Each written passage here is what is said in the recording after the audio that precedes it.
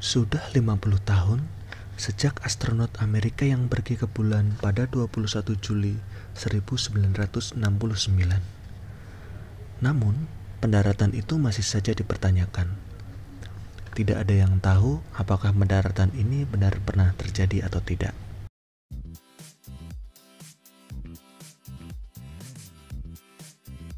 Kembali lagi di GL Channel. Kali ini GL Channel akan membahas teori konspirasi tentang pendaratan manusia di bulan.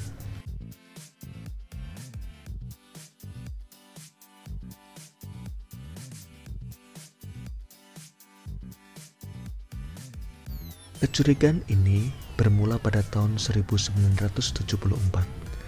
Seseorang bernama Bill Kaysing menerbitkan sebuah buku berjudul We Never Went to the Moon, yang isinya mengatakan bahwa Amerika telah memalsukan pendaratan di bulan.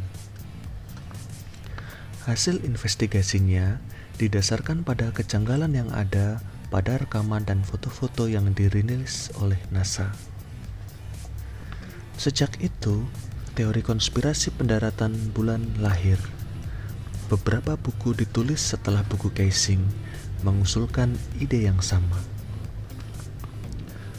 Setelah itu, buku-buku atau situs yang membela pendaratan di bulan juga bermunculan. Namun, pembelaan itu tidak pernah dibahas sebanyak teori konspirasinya.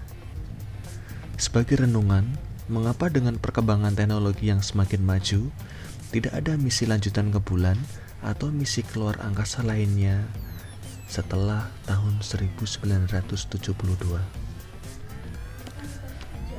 Berikut adalah beberapa alasan yang akan kita bahas tentang apa saja yang menimbulkan kecurigaan bahwa manusia tidak pernah mendarat di bulan dan bantahannya.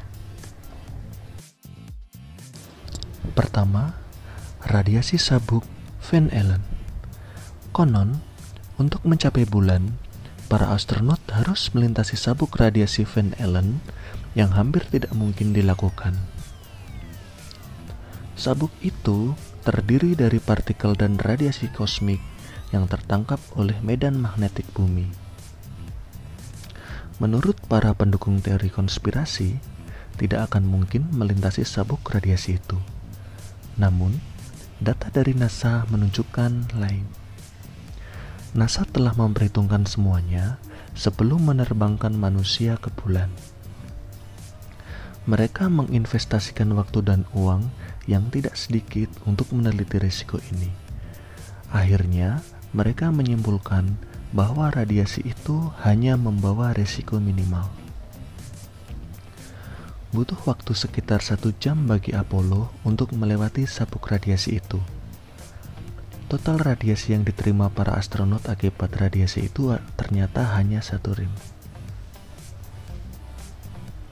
Seseorang dapat mengalami sakit apabila mendapatkan dosis 100 hingga 200 rem, dan kematian pada dosis di atas 300 rem. Lagi pula, sabuk itu terbentang di 40 derajat latitude dan 20 derajat di atas dan di bawah ekuator magnetik. Sedangkan, wahana yang membawa Apollo hanya bergerak pada posisi 30 derajat. Jadi, para astronot hanya terekspos dengan radiasi minimal.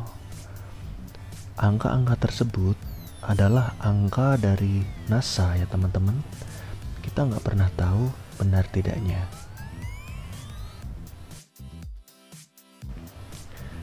Yang kedua, bintang-bintang di angkasa. Pada foto-foto pendaratan di bulan, tidak terlihat adanya bintang-bintang di langit. Hal itu menunjukkan bahwa foto tersebut palsu dan diambil di studio. Ini dikarenakan para astronot tidak ke bulan untuk mengambil foto bintang-bintang. Karena itu, kamera di-setel dengan exposure yang pendek untuk menghindari gambar-gambar yang overexpose. Permukaan bulan yang terang juga mengharuskan kamera di-setel seperti itu. Dengan setelan seperti itu, bintang-bintang tidak akan dapat tertangkap kamera dan permukaan bulan akan tertangkap dengan jelas. Kalau menurut saya, Walaupun eksposur diturunkan, bintang-bintang yang pada dasarnya berwarna terang dan kontras dengan langit yang berwarna gelap akan tetap kelihatan. Mungkin NASA punya alasan lain? Mungkin. Yang ketiga, bayangan yang mengarah ke arah yang berbeda-beda. Pada beberapa foto pendaratan di bulan, menunjukkan arah bayangan yang tidak seragam. Ini menunjukkan adanya lebih dari satu sumber pencahayaan seperti di sebuah studio. Sebab, matahari adalah satu-satunya sumber cahaya di bulan. Seperti beberapa foto yang menunjukkan bayangan batu dan wahana lunar lander mengarah ke arah yang berbeda. Bagaimana tanggapan NASA? Menurut NASA, hal ini dikarenakan bahwa permukaan bulan ditutupi oleh kawah, batu-batuan, dan gundukan-gundukan, bukan permukaan yang rata. Karena itu, cahaya yang menyentuh permukaan yang tidak rata itu akan terlihat membelok ke segala arah, tergantung kondisi permukaannya. Jika permukaannya naik, maka bayangan akan terlihat lebih pendek. Jika permukaannya menurun, maka bayangannya akan memanjang. Jika kita memotretnya dari atas, tegak lurus, maka bayangannya akan terlihat mengarah ke arah yang sama. Namun, karena foto diambil bukan dari atas, maka bayangan yang akan terlihat menuju ke arah yang berbeda-beda. Jikalau NASA memalsukannya dengan membuat rekaman di studio yang memiliki lebih dari satu sumber cahaya, maka bayangan satu objek akan muncul lebih dari satu. Kalau menurut saya, di bumi juga memiliki permukaan yang tidak rata dan banyak gundukan-gundukan. Atau NASA percaya bahwa bumi itu datar dan permukaannya rata? Entahlah. Yang keempat, jejak kaki Edwin Aldrin. Menurut pendukung teori konspirasi, Edwin Aldrin meninggalkan jejak kaki yang begitu sempurna, seakan-akan permukaan bulan memiliki debu tanah yang bercampur air. Apabila permukaan bulan kering, bagaimana mungkin jejak itu terbentuk begitu sempurna? Apalagi gravitasi bulan hanya 1/6 bumi.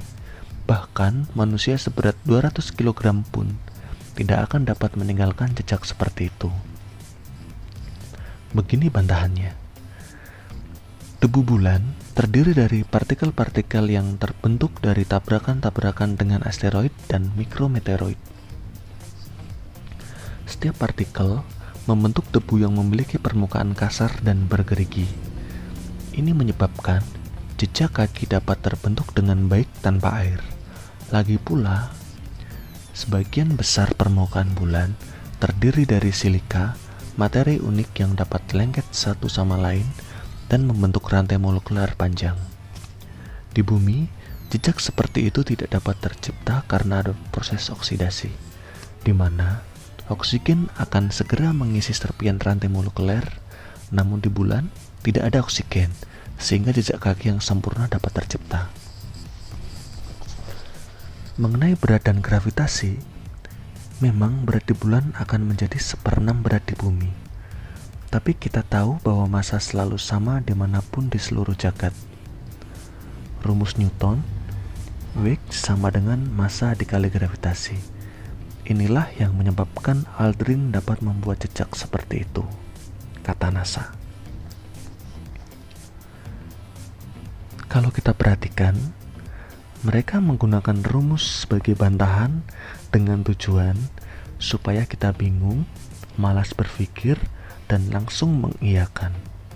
Padahal sebenarnya sederhana. Kita anggap massa si Aldrin adalah 10. Gravitasi di bumi adalah 9,81 dan gravitasi di bulan adalah 1,62. Di bumi, berat si Aldrin adalah 10 dikali 9,81 sehingga hasilnya adalah 98,1 kg. Sedangkan di bulan, beratnya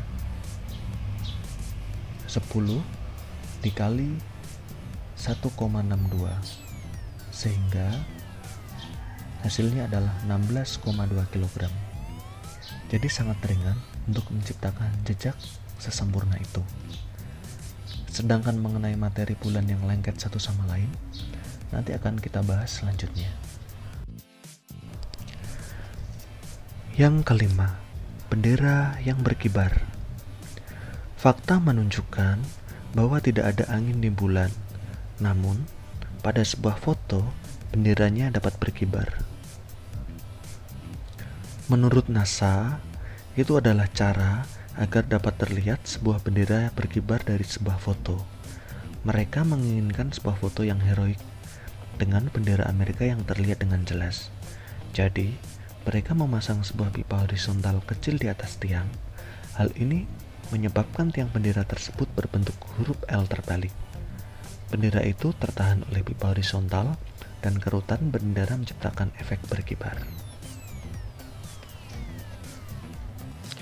Jadi, menurut saya, jika NASA memasang pipa horizontal seperti itu, bendera akan nampak berkibar, baik itu ada di bulan yang hampa udara, maupun jika ada di bumi. Yang keenam, kawah yang diakibatkan oleh wahana NASA.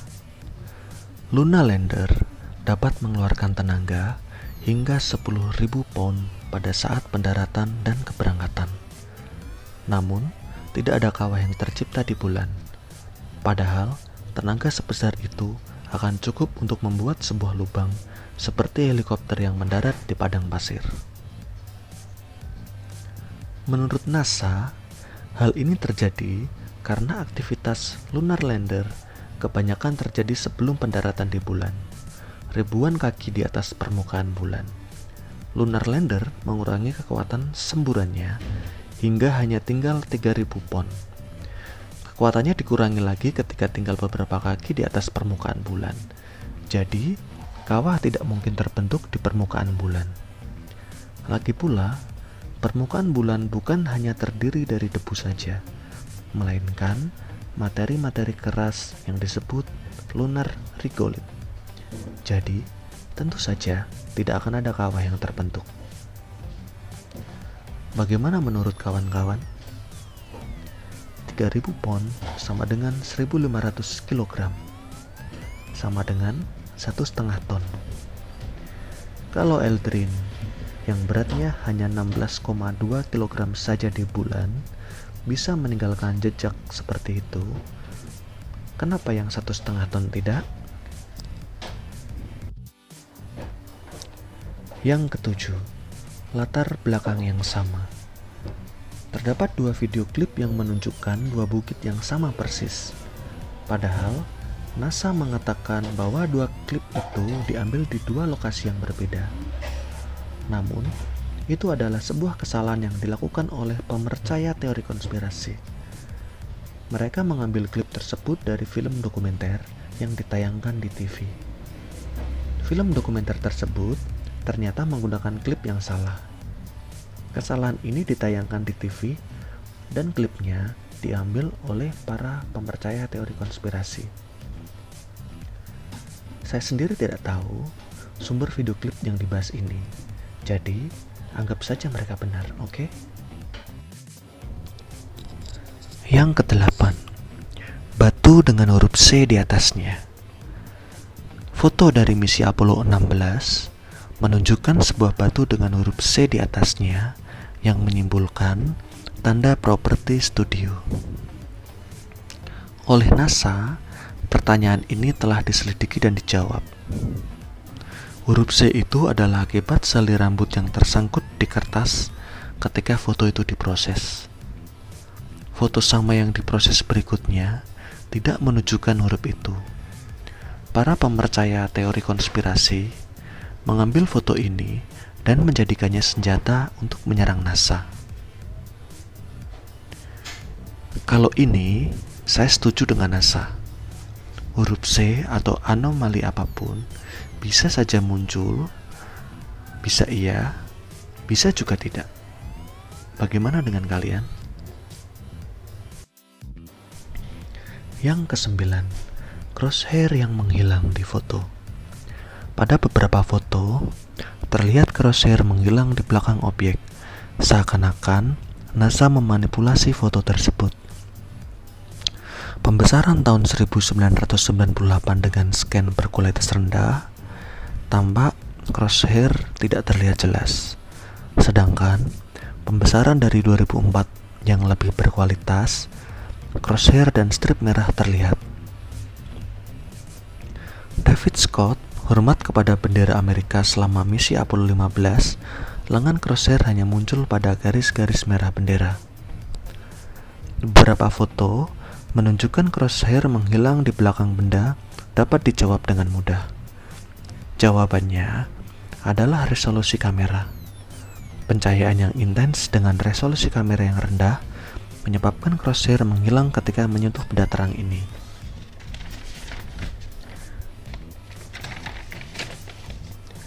Ini adalah gejala umum dalam teknik fotografi.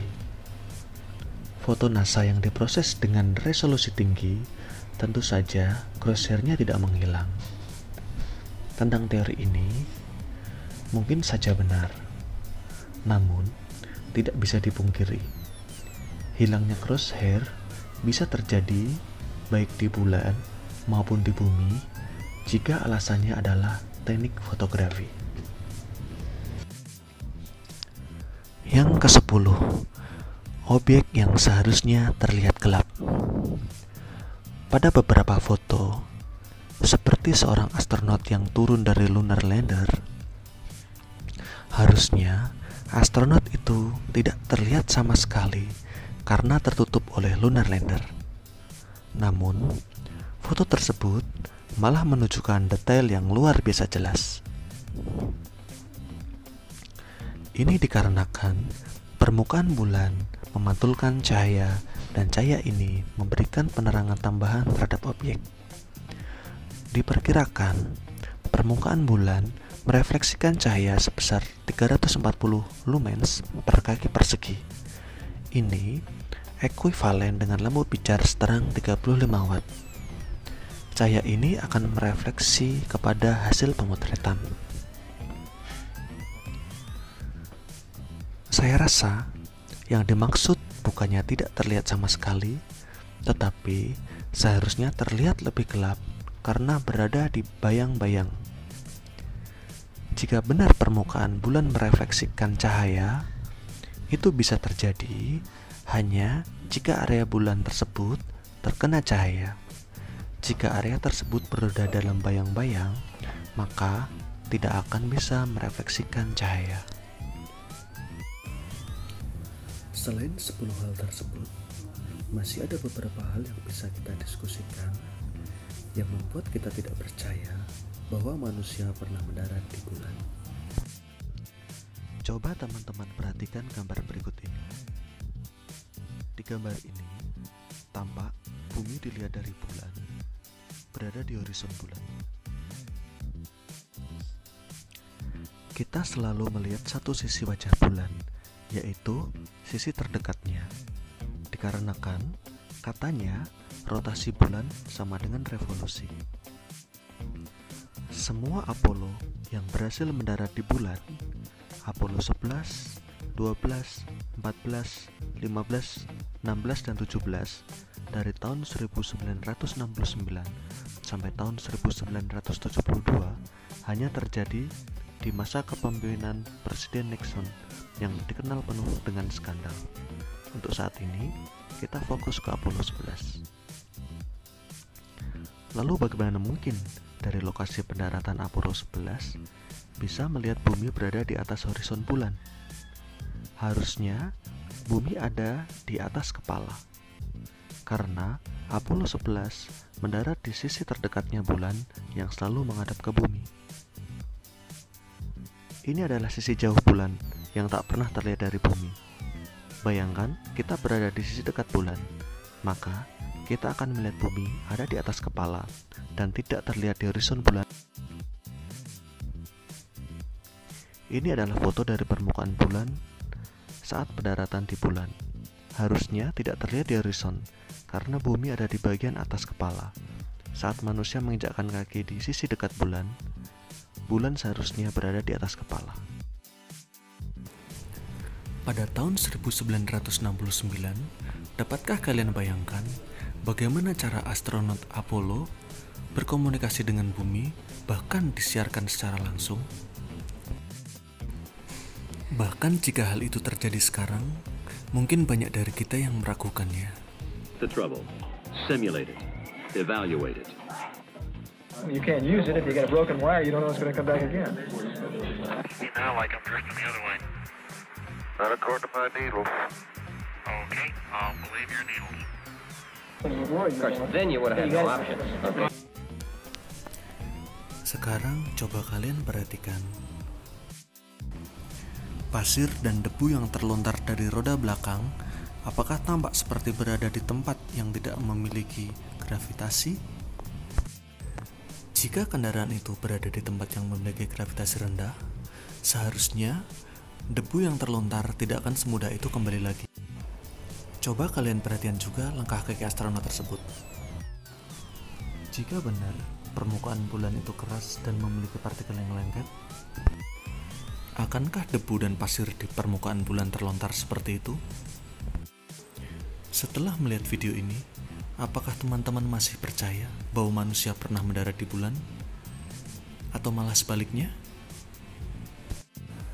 Terus support channel ini dengan cara subscribe dan share video-video kami. Selanjutnya KL Channel akan mengupas tentang teori-teori konspirasi yang lain. Sampai ketemu di video kami selanjutnya.